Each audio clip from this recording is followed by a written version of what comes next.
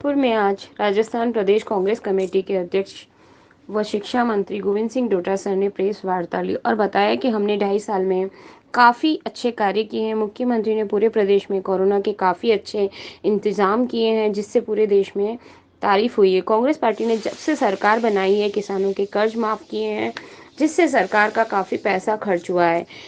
Nationalised bank को जो किसानों के कर्ज हैं बाकी हैं, उन पर योजनाएं बनाई जा रही है। प्रदेश में स्वास्थ्य बीमा के तहत चिरंजीवी योजना लागू की गई है। इसमें राजस्थान के प्रत्येक नागरिक, चाहे वह सरकारी हो या अन्य कार्य करने वाले नागरिक हो, सभी को चिरंजीवी योजना के तहत मेडिकल इंश्योरेंस किया गया है। स्वास्थ्य बीमा योजना के तहत राजस्थान में कुल आकार मृत्यु दर सबसे कम रही है और पहली बार किसानों को 12,000 रुपये व 10 HP का कनेक्शन फ्री मिलेगा। और हमने रीट के एग्ज़ाम के संबंध में SOG की पूरी जांच सौंप दी है। जो भी व्यक्ति पकड़ा जाएगा, सबके खिलाफ सख्त कार्रवाई होगी। नकल का गिरोह आज तो नहीं, भारतीय जनता पार्टी के समय भी पनपा हुआ था और हमने इस गिरोह के प्रति सख्त जांच करवाई है और सभी को सख्त सजा दी जाएगी। जल्दी इसका रिजल्ट जारी किया जाएगा और हमारी सरकार द्वारा पटवारी भर्ती परीक्षा, सचिव भर्ती परीक्षा आदि लाई जा रही है ताकि बेरोजगारों को सरकारी रोजगार उपलब्ध हो सके।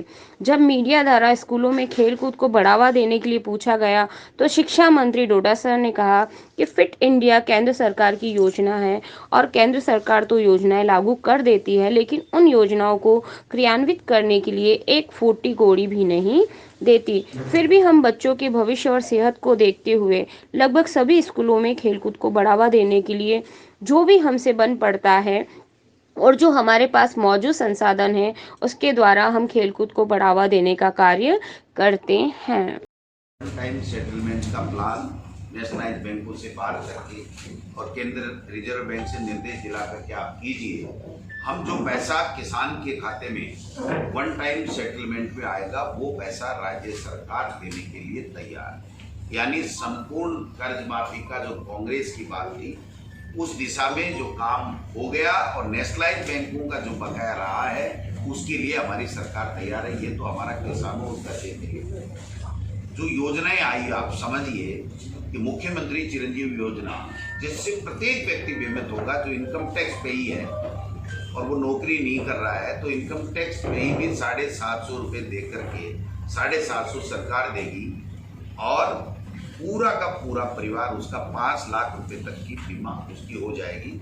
उसमें तमाम वो लोग आगे सरकारी कर्मचारी और अधिकारी पहले से ही थे और बाकी आम जनता होगी और जो 4-5 कैटेगरी हैं वो ऑटोमेटिक 1 रुपया उनको देना नहीं पड़ेगा। वो सारे के सारे रजिस्टर्ड हो गए और बीमित हो गए। जो बजट हमारी सरकार ने दिया था, उसकी पूरे देश में चर्चा हो रही है कि कोरोना काल में ऐसा बजट मुख्यमंत्री जी ने दिया कि भारतीय जनता पार्टी के पास में एक शब्द भी कहने को नहीं मिला। केवल ये कह रहे थे कि ये इम्प्लीमेंट नहीं होगा।